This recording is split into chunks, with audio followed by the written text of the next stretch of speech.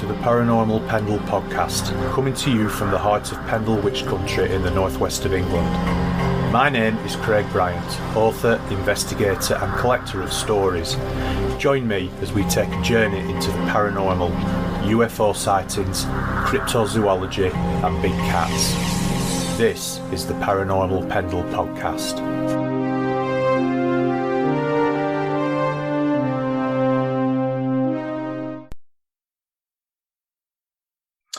Hello and welcome to episode 11 of Paranormal Pendle, broadcasting to the Paranormal UK radio network at paukradio.com. Now, I'm delighted that my guest on this episode is paranormal investigator and author John Tantalon from the North Edinburgh Nightmares. So, John, thank you very much for coming on the episode with me today. Real pleasure to speak to you. Could you start by just telling us a little bit about yourself? Yes, certainly. Well, my name is John Tantalon. I have been had an interest in sort of ghost stories and the paranormal for many, many years, being based in Edinburgh, the whole time. I got some stories from a young age from my grandfather, who was in the Merchant Navy and a trawlerman. So he was a man with wide selection of stories, both supernatural and, nautical, and he'd relay them from a young age. For the area I lived in, it's not famous for its ghost stories. Many of the famous ones being up the town in the old town of Edinburgh, but I've known many from around these parts for many years. So when I decided, possibly 4 years ago, to write the book North Edinburgh Nightmares, I thought I'm going to try and bring some of these lesser known tales to the table and let people hear them, for themselves. And that's where it all kind of began, Craig. Well, first of all, apologies for not pronouncing your surname right. No, that's fascinating. The one thing that I did pick up when you sent me the email was that actually we seem to have a similar background. My grandfather used to tell me ghost stories. We used to be sat in front of what was like a sort of range cooker, the old cast iron range cooker. And we used to sit there and he used to tell me ghost stories. So we sort of have had a similar start, really. I'm really interested, actually, in any stories that he might have told you with a sort of nautical nature. Is there any stories that he was particularly fond of telling you about that side of his life? There's one very famous one. That has been I've covered it quite a few times. Would you like me to tell you? I'd love it. Yeah, please. Yeah. Okay. Well, it went something like this. Now, my granddad, as I said, he was in the Merchant Navy, and afterwards, after World War II, he worked on the trawler ships. Where I live is in Granton. It's on the Forth Estuary. It's right across from a harbour, and that's where he sailed from. He sailed many, many trips on vessels to as far away as the Faroe Islands, to the Shetlands, Orkney, and basically what he would say is the fish in those waters were monsters of the deep. It was worth a crew going that far out to get them. So they'd done many trips there. And one of their trips from Granton Harbour, they sailed out to the Faroe Islands, and one of the crew members who was at the back of the vessel named the Alma was knocked into the sea with a huge wave, swept him overboard. Now, the man whose name was Geordie Walker was a seasoned trawlerman. He shouldn't have went over. So the crew rushed to the back of the boat, the Alma, to try and retrieve him. And as they did, Geordie Walker went right beneath the boat and flew back onto the deck of the Alma, crash, saved by the wave. So they brought him to and said, what happened?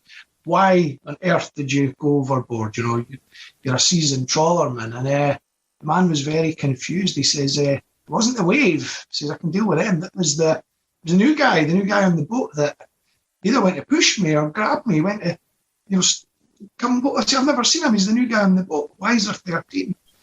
They said, you're havering, man. There's no 13th sailor. There's just the 12 of us.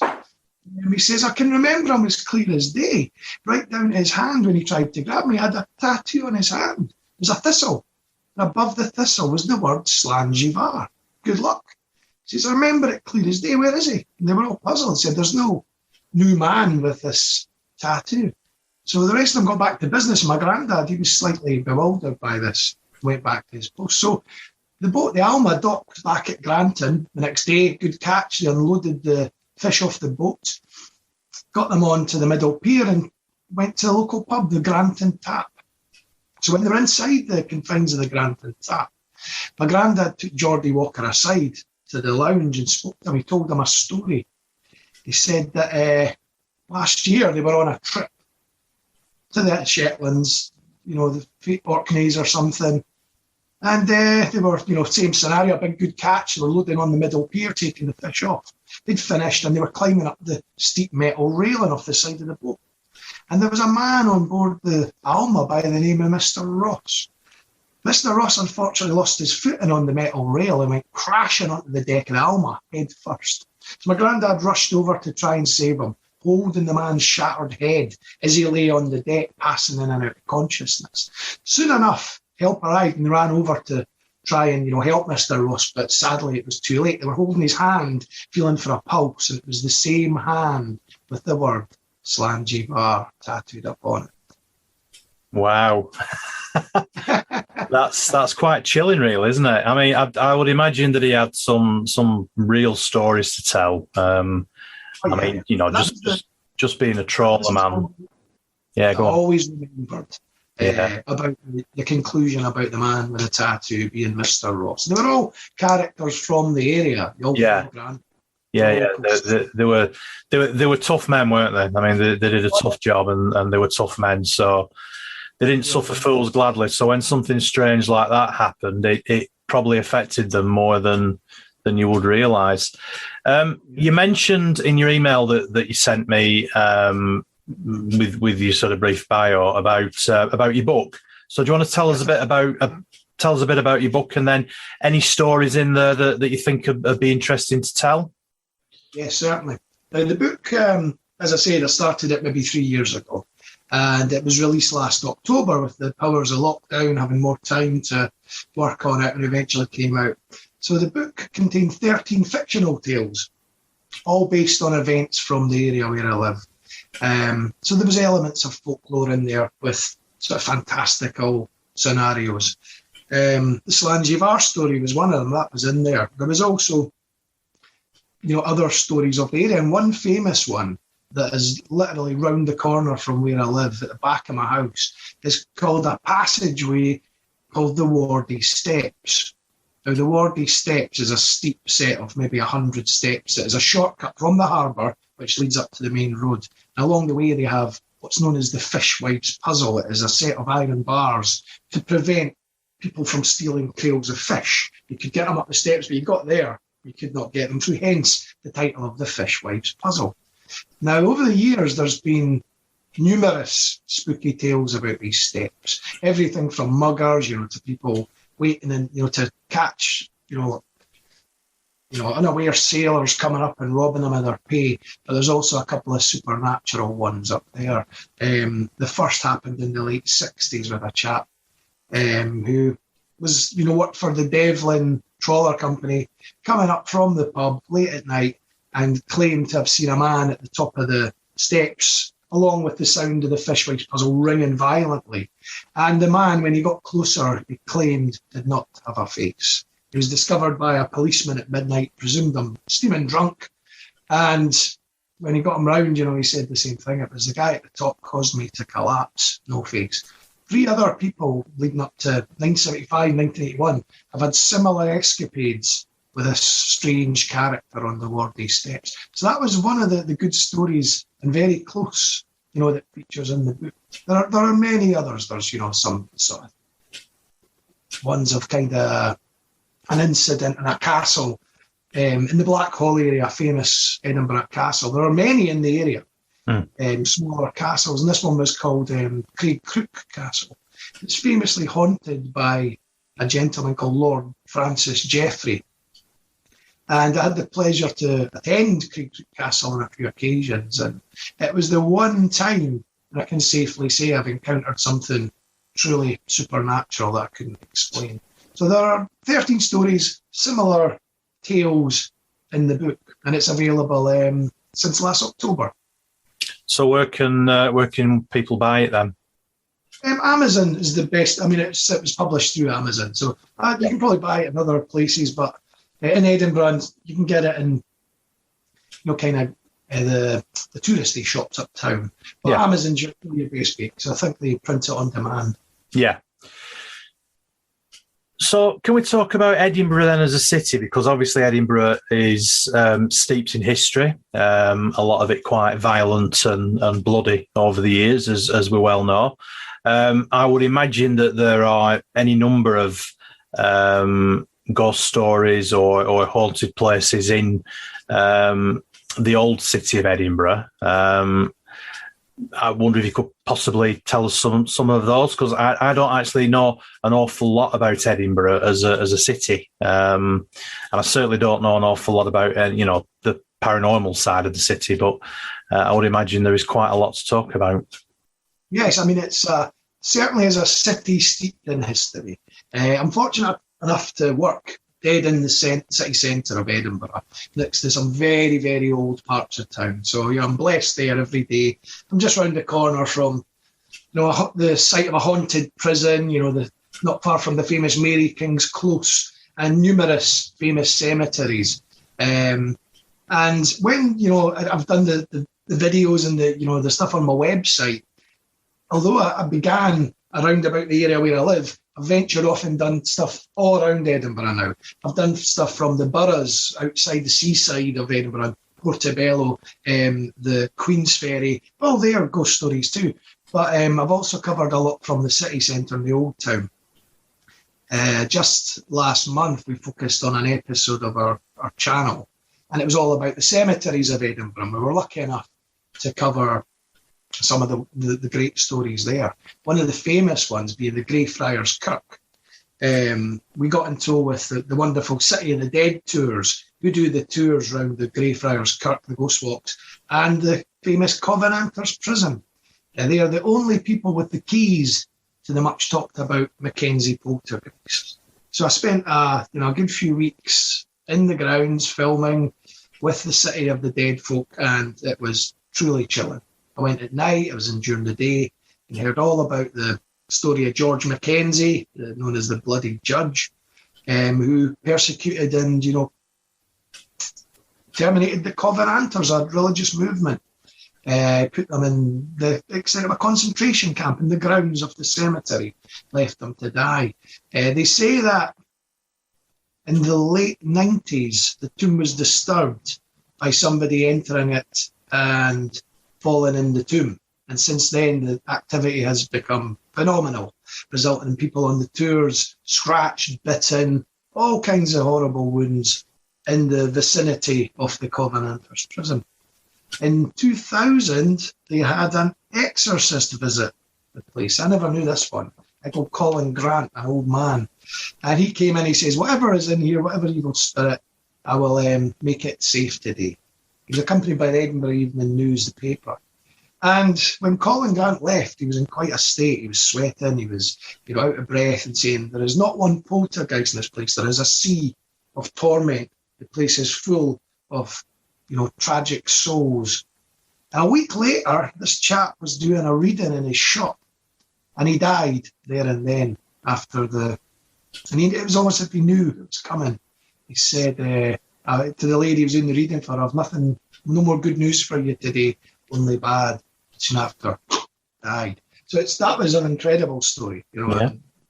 The famous Greyfriars with Greyfriars Bobby. Yeah. There are many others of the Body Snatchers, Birkenhair, Deacon Brodie, all old city centre characters that were all up to no good. Yeah. Many other sort of smaller, kind of ghost stories too. But very, very historic place. Birkenhair's quite a famous one, isn't it? And of course, there's been numerous films and books and all sorts of stuff written about it. And in fact, my wife, who's a teacher, used to work in a school where the head had traced he was called Burke, and he'd actually traced his family tree, and it turned out he was descended from the Mr. Burke.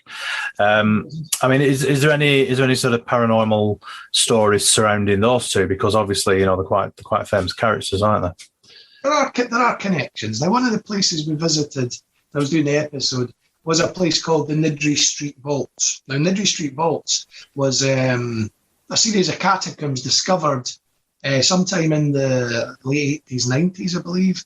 And it was one time a place where the poor of Edinburgh would lodge. They would live in there, very dark conditions, up to 30 people to a room. And some of the residents that lived there were Birkenhead before they got their property in the West Port in Tanner's Close. But they lived in there, and that is a very haunted part of Edinburgh. Last year I did an evening with a paranormal group from Cheshire. They came up, Spirit Vision Paranormal Research, and we did a night in the top of the vaults in a pub called Whistle Binkies, and there was so much went on there. I'd never done anything like that before, and apart from holding an interest in it, but never been in with all the equipment all night, and it was terrifying. In a word, terrifying. So what sort of things happened then? Okay, well, it commenced with the group setting up on a Sunday night about a year ago, September. Some parts of the pub, which were part of the vaults, are little booths down at the back of it, and they're the parts that have got the most activity. So they set up in there, and they had cameras all over the place, and including, it was like a glass with a little cat's ball on it. And the Sarah from Paranormal Spirit Vision Research was asking it questions, and it was getting slight activity with this ball activating, the light flashing. And they said maybe it is the spirit of a woman. She doesn't want to talk to men. So they got manageress and one of the staff down to sit in the booth with them, the three of them, and the ball went crazy. They were asking it questions, and it was answering very fast. It was getting quite active until they used the word demon and asked it, and it started to get a lot worse. And they presumed that it was not, in fact, the spirit of a woman they spoke to, the spirit of a man, possibly an evil man that was quite happy to have three women sitting around them talking. There was other instances that, there was things activating through the night when we were asking questions. There was one point about 2 a.m. when we went up the stairs, which go to the top of North Bridge, a very famous part of Edinburgh. And they were asking questions. And there was the equivalent of something like a car alarm on the steps that if anything would go remotely near it, it would activate. And it was activating with every question, almost as if something was getting closer with each of the questions. That was, quite creepy. I left about, I can't remember what time, but they continued for a few hours after. And they got some great results. Oh, that was the other thing. They also recorded a voice. They picked up a voice saying something. And it's on their channel. I can't remember what the word was. But it was quite a night. So have you done any other investigations yourself then, or with any other groups? Yes, well, with the Spirit Vision group, I've done several now. We've been to many other locations. Up to then, the only paranormal experience I'd really had was on the visit to Craigcrook Castle. And that was, terrifying enough. The rest of the time, I've really collected more other people's stories, people telling their events of experiences. But I could clearly say I'd never, seen or heard anything until 2014. And then, it was worth its weight in gold what uncovered in Craigcrook Castle that one night. I've since done quite a few visits with the Spirit Vision group. We went to a famous location outskirts of Edinburgh called Yester Castle in Haddington. Now, this is in the middle of the woods. You have to walk for quite a distance to find these ruins. And it was famously built by Hugo de Gifford, supposedly a wizard and a cultist, and aided by an army of goblins. This place is something to see. Even in the daytime, it's terrifying. So we did, some investigation there. We did one last summer. We went to, last autumn, to a cemetery nearby to me called Morriston Cemetery. Now, in the cemetery is the tomb of a lady called Mary Ann Robertson. And over the years, since the late 70s, there's been reports and sightings of a woman in white seen walking the graveyard. So we went out to try and contact her. So on the Saturday night, they got their equipment, sensory equipment, I can't remember the proper titles, around the site of the tomb. And they got some feedback there. They solid base, the recorded movement on it. There's no train lines, anything nearby that could have possibly caused that. They also had sounds and kind of temperature change. It was quite a mild September evening, and the temperature really dropped when they're asking specific questions about the desecration of the tomb in the late 70s, where somebody stole the head of the Mary Ann Robertson. When they asked that question, the device went off, like a light. So did the paranormal activity with around her, or allegedly around her, did that sort of start then after the tomb had been desecrated? Well, what happened, the story goes, and it was a grand tomb built in, top of my head, I can't remember when, but a long time ago. And it was a very grand tomb with red glass. When the sun would shine, the marble tomb, the image of the Mary Ann Robertson would be bathed in red when the sun would shine, and hence the name the Red Lady. Right. It was the tomb of the Red Lady. Mm-hmm. So in the late 70s, there was a group of, I think it was glue sniffers, smashed the tomb, wrecked it. It was gradually getting vandalised as time went on, but they actually went in and robbed the coffin. They took the head from the tomb. And I expect done prosecuted under some ancient grave robbing law. It happened in Greyfriars too. In the early 2000s, there was some guy done for nicking the head of the judge. It did go on. But after the one in Warriston in the 70s, there was maybe 5 examples of people seeing strange phenomena around the cemetery. There was also an incident in 1979. There was BBC Scotland were filming a show called The Omega Factor, it was on BBC. It was kind of like a 1970s version of the X-Files. And in one of the episodes, they were filming in Warriston Cemetery, and there was incidents with things turned up in the viewfinder that they couldn't explain. They're saying, that guy's in the shop, can you get him out? And they says, well, who? There was nobody there. It kept turning up. It was like a hooded figure. There was also incidents with a camera falling over into a grave, a tomb collapsing, and one of the BBC camera crew being injured with a gravestone, all in the vicinity of where the Mary Ann Robertson's tomb, the tomb of the Red Lady, was. So it's quite a place that's got quite a history of goings on. So, are there any stories around the castle in Edinburgh? That's funny you should say that, because yes, the next project, I'm taking a couple of months off. Every month for the last 2.5 years, I've done an episode on the YouTube channel, sometimes with 2 months, sometimes with a month, ensuring there's one at the end of the month. I'm going to take a few months off, and that's the place I'm going to start researching, is Edinburgh Castle. It has got some interesting ghosts. It's got the story of a boy who was a piper and was supposedly sent down a tunnel to find somebody and take his pipes with him, his bagpipes. And he'd play the bagpipes to know that he was safe and they could get him back. But this occasion he never returned. And the story goes that you can hear his bagpipes still playing in the walls of the castle. There's many other stories as well, but I'm just in the formative stages of starting to discover them. But that's going to be probably my next episode. I'm lucky enough to work with a chap who was an ex-Royal Scot. And back in the 70s, he was one of the people that would guard the castle. For many years, they'd have Royal Scot guards standing in little boxes at the front of the castle. And they were there all the time, and he stayed overnight. And he's bound to have some good, creepy stories, to help with the story about the castle. There's many, but I'm just at the very formative stages of discovering them. Yeah, no, that's fine.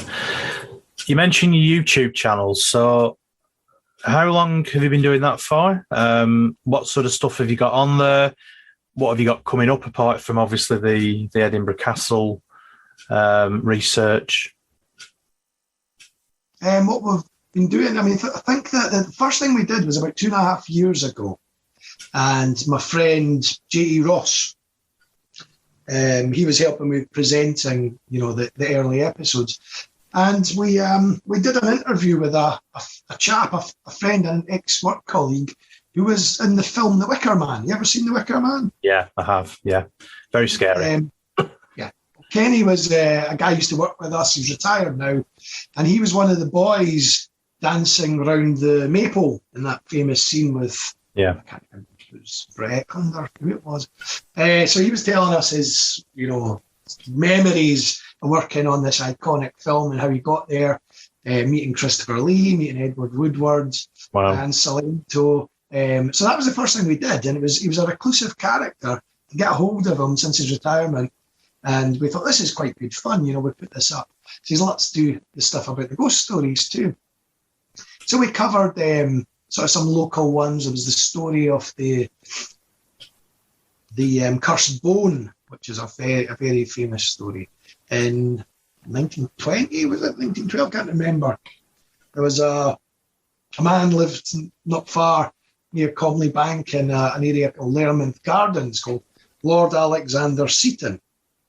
And Alexander Seton and his wife Zela went on holiday to Egypt and visited the Temple of Elixir. And while they were there, when they returned to their hotel, his wife revealed that she'd taken a little memento from the tomb, you might say. She had a small piece of bone from a skeleton who was a serving woman and took it home with her in her bag, thought nothing of it. So when they returned to Edinburgh, to Lermont Gardens, they placed this little bone, like a biscuit, in a glass case proudly in their sitting room, and all hell broke loose. That was one of the first episodes we did. We filmed at the location, we spoke to neighbours, we spoke to some people that knew a fair bit about the case with the museum, and it was great fun. We afterwards covered things like the Mary Ann Robertson story from Warriston. We went on to do episodes about different areas of Edinburgh. There was one about the New Town, which is directly over the Dean Bridge. There was many stories, almost like a trail of stories that you could connect all good ghost stories with that. We did the one about Portobello, which is the Edinburgh seaside, and that had, quite a history, as well as, many frightening stories along the way. The one we did in the summer months was about South Queensferry, which is famously beneath the Forth Bridge. If you ever see the iconic Forth Rail Bridge, the Big Red Bridge, connects Fife and Queensferry, we discovered a lot of stories about there. And could you give us an example, maybe? Yeah, certainly. Well, the most iconic one was a bizarre pagan tradition they've done for hundreds and hundreds of years every August called the Bury Man. And the Bury Man is a character covered in thousands of burrs who walks through the city centre all day on the second Friday of August. Everywhere he goes, neighbours and local pubs will give him whiskey and money for safekeeping off the borough over the following year. So it's got a bit of sort of Wicker Man stuff going on there. Yeah. So we covered bits about the Bury Man. There was other stories. There was a terrific story about a monkey, the ghost of a monkey in Lone House. It was customary, a lot of people, especially by seaside towns and docks, would acquire pets from abroad, including monkeys. And there was this family had this monkey in a house, and they treated it very cruelly. The servant, kind of torment it. And the story goes that one night this monkey was freed by an ember from the fire, burnt its rope, and it made its way to the servant's room and ripped her throat out, and angrily haunts this property ever since. So that was a great one to research. I spoke to lots of people from the area that knew the story. There was many others. There was the Hawes Inn, which is a haunted pub. There's the story of the white lady who's seen that supposedly fell from the bridge on her wedding day. Lots of good stories from Queensferry. That was 2 months. That was a lot of fun. So you're writing a second book then. So what's the story behind that then? And how's that going? And what sort of things are in it? Well, it's been a very busy time. I mean, as I said, once a month I try to produce a 30 to 40 minute episode for the channel featuring a selection of stories with a theme. We did a good one recently about the cinemas. I was reading this little number earlier. Oh, right, okay. and I noticed there was a good story about a cinema in there. Yes, there is actually. Yeah, obviously, On the podcast, people won't realise that John just flashed my book, which I'm a bit embarrassed about. Flashed my book onto the screen. So, because this is supposed to be about you, John, not about my book. But yes, well, right. Cinemas are in it. Yeah, there's a story there about Accrington Cinema. But go on. Tell me about your research in cinemas then. Yeah, so we did an episode and it was all about the theatres and cinemas of Edinburgh, and that was a lot of fun. But again, it takes a lot of time to do. I'll tell you a little bit about that one, as a matter of fact. It was titled as a Terror in the Back Row. That's what we called it. And there's many cinemas and theatres, some still around, some long gone in Edinburgh. And one of the famous ones is called the Playhouse Theatre, which is in the city centre. And I'm fortunate enough to have a friend that's worked there for 30 years. And, he gave me some good first-hand accounts. The one famous ghost of the theatre is known as Albert, and it's a stagehand who supposedly, died there some time ago. And there's been so many stories of people encountering him, and you're being introduced to him, and, dogs being scared of him. They had to get specific dogs from the castle that were used to being amongst spirits to go in and check the theatre. So that was great fun. But there was other ones. There was cinemas, and there was a couple of stories of a local cinema long gone that's since become 3 supermarkets, and they've all had encounters of a similar man they reckon to be the usher, clicking his fingers to catch your attention. That was a lot of fun. There was a story of I spoke to a chap that had a frightening encounter in 1981 where a cinema soon closed down. It was kind of similar to the one in your book. It looked like that, before the multiplex. Yeah. And he had a terrifying encounter. And I'd done a fair bit of research on that and uncovered that the site where he had seen some commotion and heard some horrible noises, there'd actually been a murder in the very early 60s where it happened. And he didn't know about this. Possibly a connection. There was all kinds of gruesome stories surrounding this small, pleasant area of Edinburgh, but it was just a hell of a coincidence that happened exactly the spot where he'd had this terrifying encounter. And he's never walked down this alleyway from the cinema ever again since 1981. He made a point of that. So anyway, that was the theatres episode. So after that, we're doing this every month. I do a ghost walk in the summer months, all kinds of other stuff. I'm going to take a few months off. I'm going to focus on the second book. Yeah. The second book is called Beyond North Edinburgh Nightmares. And it is not going to be fictional stories. It's going to be a collection of all the stories featured in the YouTube stories over the year. So it's going to be a greatest hits, if you like, of all the stories we've covered in the last year. So it should be a lot of fun getting it in print. Yeah. I shall look forward to that. I'll have to check that out. I was going to ask you actually about your ghost walk that you mentioned, because that's something that I'm really interested in. Do you want to tell us a bit about that? Yeah, certainly. We started it in the summer months. Thing with any ghost walk, I've been on many, many over the years. The first one I ever went on, famous, was in the Isle of Wight. My in-laws live in the Isle of Wight. And we went on some of the walks there with the marvellous Mark Tuckey, who's been doing it for a long time. 1994, they've been doing them there. And Gabe Baldwin, who writes the books. And I thought, this is great. I'd love to do something like this one day. And we eventually made it work, under the guise of, the name of, Captain Tantalon. I take on the form of the sort of, like my granddad, the sort of old seaman, and take a group of people around the area and tell them some creepy tales. It lasts about an hour and 40 to 2 hours, and culminates in the famous Wardy Steps story at the end, which is perfect when it's dark. So where does it start from, that then? Starts off at a place near a school, which is now playing fields used by rugby teams. Hibs Football Club train there, and other things. But way back down the line in the 1800s, it was the first, it was used as a naval training camp. And then it became the first example of temporary accommodation in Edinburgh. And it was known as Lochinvar Camp. And they had these huge, big Nissen huts. They looked like air raid shelters, 10 of these huge, ugly constructions with people staying in them, waiting to get houses after World War II. Eventually, they fell into disrepair. They moved people out. They started getting houses. And the first instance was a girl spotted a strange-looking character following her, going a paper round one morning in the site of this camp. And after that, over the years between, what was that? It was the 40s to 2008, there has been sightings of the same character on many occasions.